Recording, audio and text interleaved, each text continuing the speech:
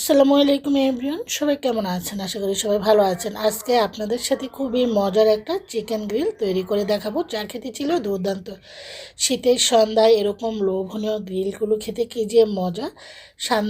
সন্ধ্যার সময় কিন্তু ঠান্ডা ঠান্ডা এরকম লোভনীয় ঝাল ঝাল গ্রিল খেতে কিন্তু অসাধারণ লাগে। চলে যাচ্ছি রেসিপির মূল পর্বে।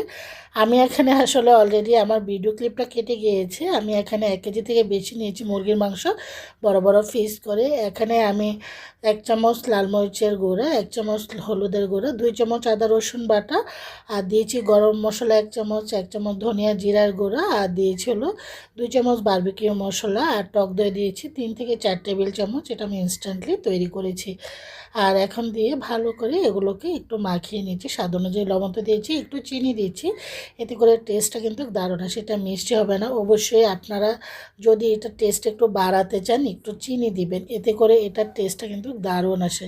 চিনিটা দেওয়ার পর ভালো করে মেখে নিয়েছি, আমার মাখা হয়ে গিয়েছে।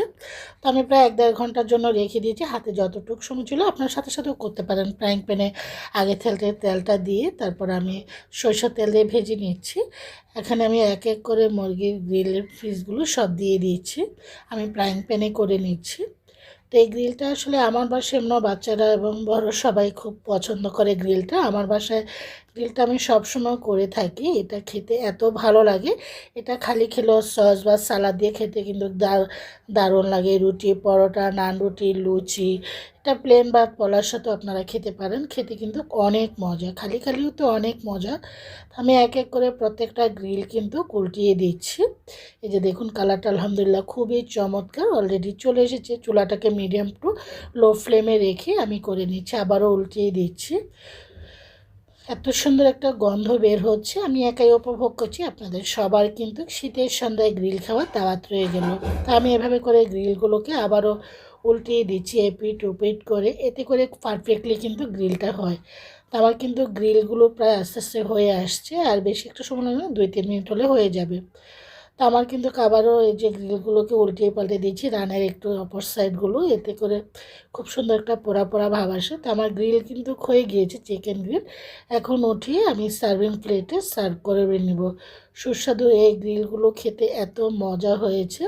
তো আমি যে মশলাটা ছিল, এই মশলাটা এখন আমি সে ফ্রাইং প্যানটার মধ্যে দিয়ে একটু পানি দিয়ে এটাকে গুলিয়ে নিচ্ছি। যেহেতু আমরা যেটা দিয়ে পছন্দ সেটা দিয়ে খাবো। এই মশলাটা তো গ্রিলের সাথে খেতে এত মজা, খুবই টেস্ট। অবশ্যই কিন্তু গ্রিলের মশলাটা কখনোই ফেলে দেবেন না।